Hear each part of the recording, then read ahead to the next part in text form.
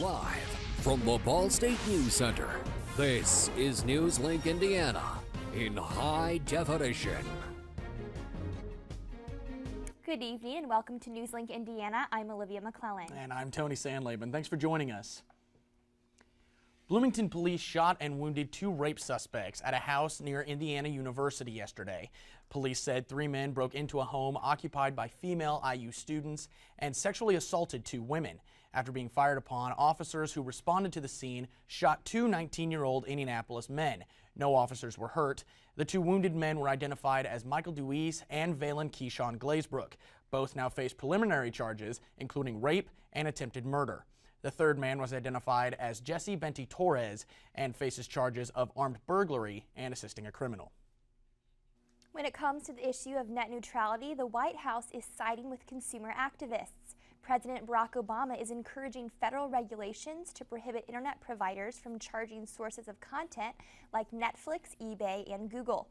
This would enable different sources to have their material put on a fast track, but consumers will face slower download speeds with higher costs. Republicans as well as cable companies are not agreeing with the president's stance, saying stopping this will hurt jobs. Senator Ted Cruz of Texas tweeted that net neutrality is, in his words, Obamacare for the internet. He said the internet should not operate at the speed of government. Today, President Obama released a full statement on his opinion of net neutrality. Everybody, ever since the internet was created, it's been organized around basic principles of openness, fairness, and freedom. There are no gatekeepers deciding which sites you get to access. There are no toll roads on the information superhighway. This set of principles, the idea of net neutrality, has unleashed the power of the internet and given innovators the chance to thrive. Abandoning these principles would threaten to end the internet as we know it. That's why I'm laying out a plan to keep the internet free and open. And that's why I'm urging the Federal Communications Commission to do everything they can to protect net neutrality for everyone. They should make it clear that whether you use a computer, phone, or tablet, internet providers have a legal obligation not to block or limit your access to a website. Cable companies can't decide which online stores you can shop at or which streaming services you can use. And they can't let any company pay for priority over its competitors. To put these protections in place, I'm asking the FCC to reclassify internet service under Title II of a law known as the Telecommunications Act. In plain English, I'm asking them to recognize that for most Americans, the internet has become an essential part of everyday communication and everyday life. The FCC is an independent agency, and ultimately this decision is theirs alone. But the public has already commented nearly 4 million times asking the FCC to make sure that consumers, not the cable company, gets to decide which sites they use. Americans are making their voices heard and standing up for the principles that make the internet a powerful force for change. As long as I'm president, that's what I'll be fighting for too. Now, Tony, today was absolutely beautiful. I was walking to class in my sweater and I was getting pretty warm. Yeah, today was beautiful, and hopefully it'll last. I know maybe a little chilliness is coming up here in the next couple of days, but Adam, what do you got for us? Thanks, Tony. We did have a great day today with some sunny and clear conditions. But currently, right now in Muncie, we are seeing temperatures still at 55 degrees because of this breezy conditions out of the south at 13 miles an hour. And we do see some clear skies as well. And right now, that's due to this system, high pressure sitting in our area, keeping it a little bit clear for now. But up north, there's a cold front that's providing lots of snow for the upper peninsula of Michigan. They're getting around 12 inches of snow by the end of the night, but let's be lucky we're not them. But coming up, I will talk about that system bringing the next chance of rain, and then as well as some cold air on the way for the week and your 7-day forecast. Back to you at the desk. Thank you, Adam. And with Veterans Day just a day away, people are gearing up to celebrate the long-standing tribute to America's heroes. Veterans Day originated as Armistice Day on November 11, 1919, the first anniversary of World War I. The tribute became the national holiday we're all familiar with in 1938. And with the celebration tomorrow comes a number of opportunities for Muncie locals. From 8 a.m. to 6 p.m., Mine Key Car Care on McGalliard Road will offer a complimentary basic oil change to active, reserve, or retired military members, as well as the spouses of those currently deployed. Beech Grove Cemetery will have its annual Veterans Day service at 11 a.m. with prelude music beginning at 10:45. Johnny Carino's will offer Veterans Day a free meal, including their choice of unlimited soup or salad, and Ball State's Veterans Day ceremony will begin at 1 p.m. and last until 3 at the Alumni Center. And every Texas Roadhouse across the country will be providing a free lunch to all veterans and active members to honor the men and the women of the armed forces. Veterans Affairs Secretary Robert McDonald announced his plans for reorganizing the department today. He began by asking his employees to contribute ideas through a website and encourage them to give their perspective throughout the next term as the changes unfold. Big changes are coming to the embattled Department of Veterans Affairs. Today, VA Secretary Robert McDonald is expected to announce a major restructuring of the agency. It comes in the wake of a scandal that left more than 100,000 veterans waiting for health care. In an interview with CBS's 60 Minutes, McDonald said 35 people will be fired initially, and he said more than 1,000 more could follow that. He said he hopes to hire about 28,000 medical professionals to join the agency's hospitals and clinics around the country. The New York Times reports the reforms are also expected to include restructuring healthcare services for veterans and giving veterans a single point of contact to get care.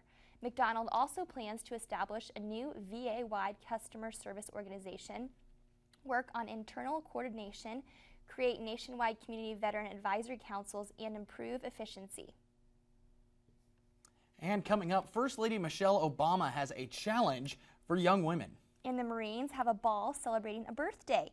Details when NewsLink Indiana returns. Pretty much a good day for me would be people leaving their hands off of me. I'm always called names. Everywhere that I go, there's always someone calling me names, calling me gay. I've been choked, thrown up against a wall, punched. Nobody's ever tried to help me.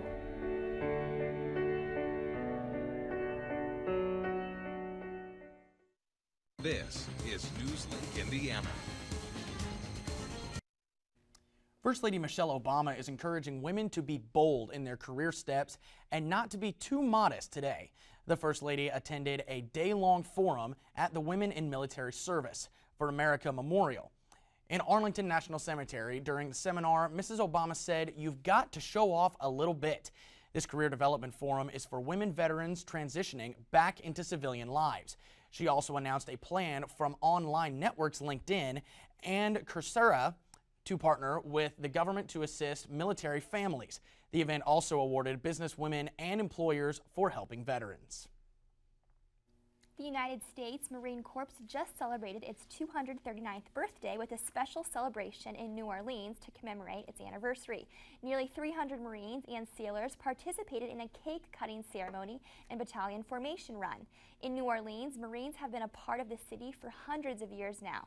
Marines were the people of the city through the American Revolution and the Battle of New Orleans, Hurricanes Katrina and Isaac, and many other triumphs and tragedies. To commemorate the Marines' long and rich history in New Orleans, there was a traditional cake-cutting ceremony nationwide and abroad. The cake cutting was followed by a 3-mile formation run, which was meant for motivation and fun. Closer to home, the Marine Corps Ball took place Saturday in Indianapolis. 2 Americans who spent months in a North Korea prison are back home in the United States. A plane carrying Kenneth Bay and Matthew Todd Miller landed Saturday at the Joint Base Lewis McChord in Washington State. Their release comes less than a month after North Korea released Jeffrey Fowle, who spent 5 months in prison for leaving a Bible at a club. Fowle says he realizes now that it was not the right thing to do. I would say if I had it do over again, knowing what I know now, I wouldn't have done it. Things did not unfold according to the way I thought they were going. God had a different plan, but I wouldn't recommend it for other people either. But that's not to say I think it was a wrong thing to do, I won't make that decision until I'm standing before Christ in the afterlife. If he says it's a bad idea, then I'll concede it was a bad idea. But I wouldn't recommend it for anybody else, and I wouldn't do it again. Bae, who is a Christian missionary, was accused by North Korea of plotting to bring down the government through religious activities. Miller was taken into custody after North Korean authorities accused him of tearing up his tourist visa and seeking asylum.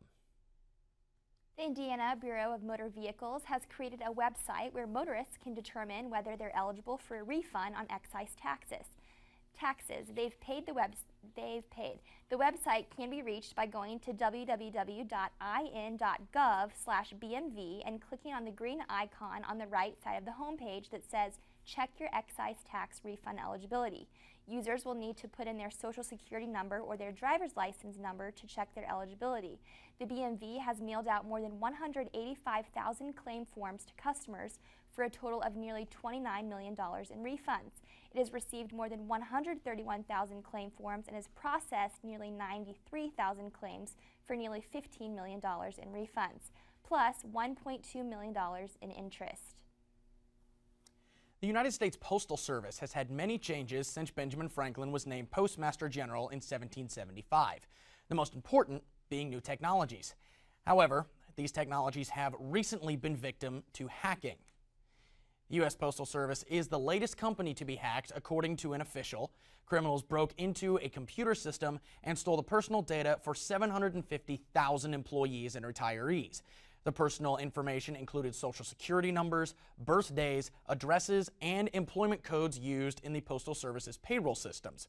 Hackers also got data of nearly 3 million Postal Service customers. The Postal Service is notifying employees and retirees and will pay for credit monitoring, according to an official. USPS also does not believe affected customers need to take any action. This event marks another issue with hacking for customer information, and USPS says affected customers do not need to take any action. However, their employees have to take extra precautions with their credit reports. Well, the weather was beautiful today, but with winter fast approaching, how long will this weather last? Forecaster Adam Berniston will let us know in his full weather forecast after the break. The next 30 seconds can save you a lot of money. Just do your laundry in cold and stick to full loads. Auto sleep your computers. Plug your gadgets in a power strip and switch it off when you're done. Headed out? Turn back your thermostat by 10 degrees. And drive sensibly. The more energy you save, the more money you save. Find other great tips at energysaver.gov. This is NewsLink Indiana. Welcome back to NewsLink Indiana, and I'll tell you what, Olivia, today was absolutely beautiful. It was sunshine, it was warm, really a nice day out. It was great, but word on the street is that it's supposed to get chillier. Adam, what can we expect? Thanks, Olivia and Tony. We have had some great conditions today, and just in the past 14 hours from the camera pointed at Sursa Hall, we have seen some sunny and great conditions that led to the warm day today. But currently, right now in Muncie, it is 55 degrees with winds from the south at 13 miles an hour, and that's keeping the temperatures warm for now with some clear skies as well. But coming up, we'll see some rain come in on Tuesday with this frontal system start to move in early evening, late afternoon. And that'll bring some rain around 4 p.m. into 5 p.m. But then later, as that moves out, a high pressure will build in behind it, bringing some clear skies, but unfortunately it will be cool, which lines up with the temperature map.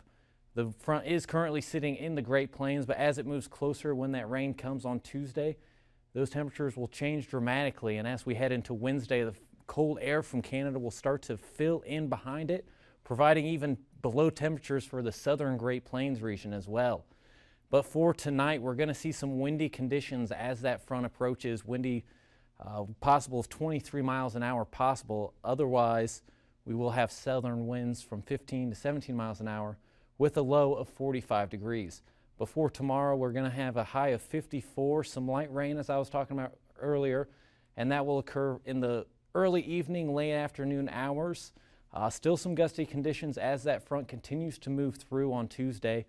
Otherwise, winds from the west at 14 to 16 miles an hour. And then for your 7-day forecast on Wednesday, we will see some sunny conditions, only a high of 34 today as that cold air from Canada starts to move in. And then Thursday, even colder, only a high of 31 degrees. And then we'll see the same story on Friday, only reaching a high of 32 degrees, but we will see some sunny skies.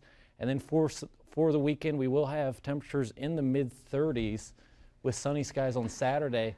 But on Sunday, we could see a chance of snow. Right now, it's still a little far out to tell, but make sure to tune in to check that out. But otherwise, you'll definitely want to keep your winter coat out for this week because we're going to see some freezing temperatures, hardly getting out of the mid-30s. All right, Adam, kind of crazy to think we're just a couple of days away potentially from our first snow of the year. That's crazy. Still, good stuff. Oh, yeah. All right, coming up on NewsLink Indiana, the playoff chase in Mid-American Conference Volleyball is getting tight. Yes, and a couple of local high school teams won championships over the weekend. Robert Conant has the details coming up in sports. Here's to the things that can keep us safe. Those we use all the time with hardly a thought. Those that are silently standing by to save our lives. And now, those that we carry with us everywhere we go.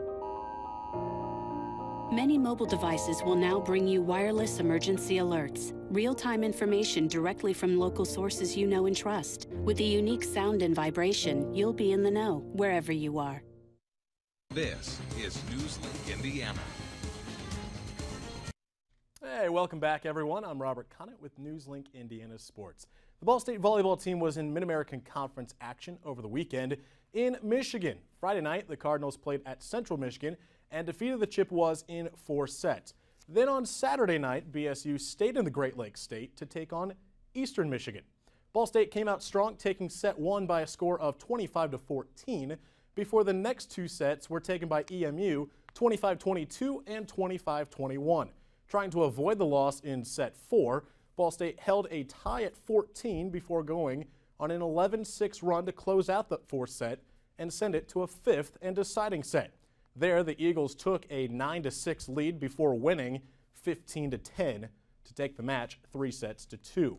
Junior Haley Benson led the Ball State offense with 18 kills and a hit percentage of .457, and she led the defense with 3 blocks.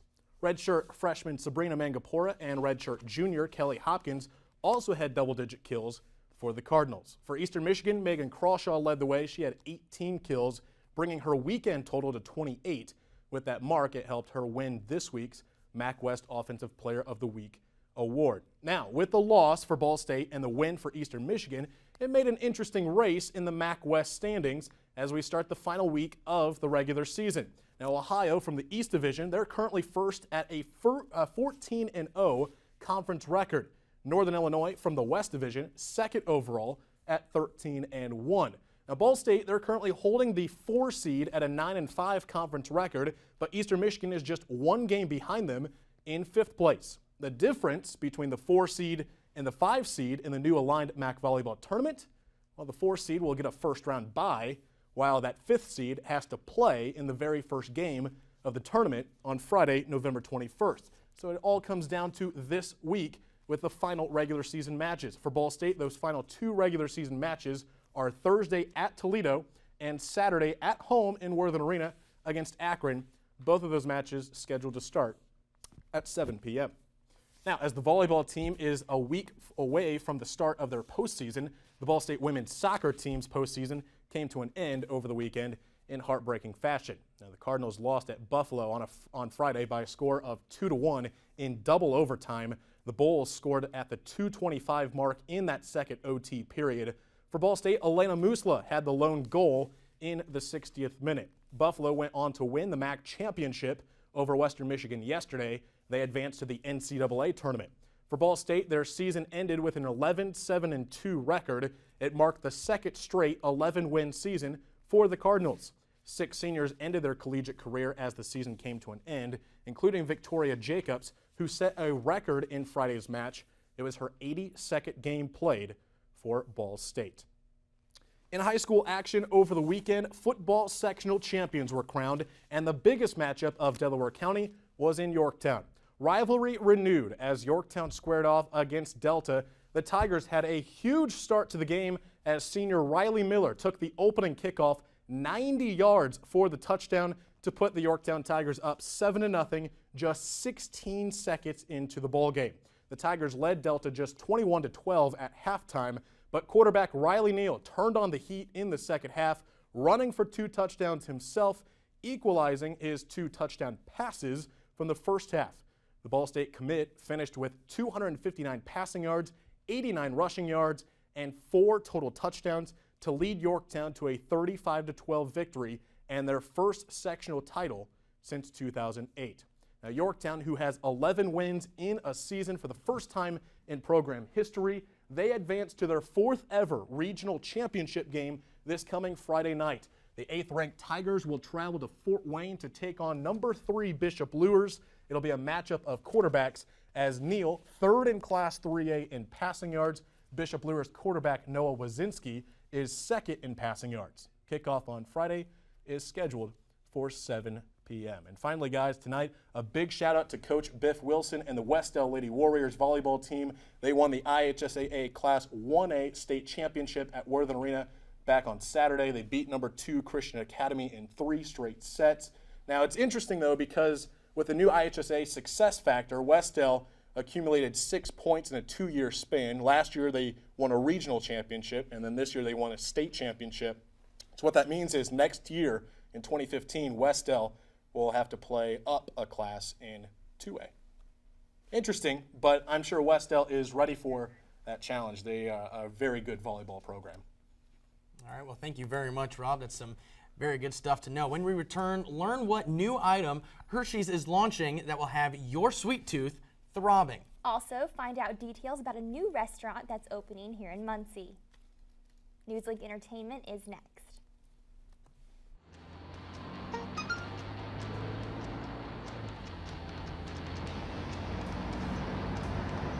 The average text takes your eyes off the road for nearly 5 seconds.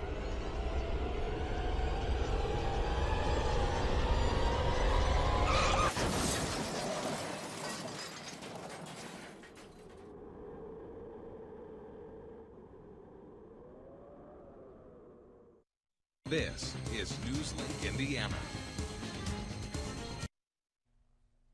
Welcome back to NewsLink Indiana. I'm Lindsay Ross with your entertainment news.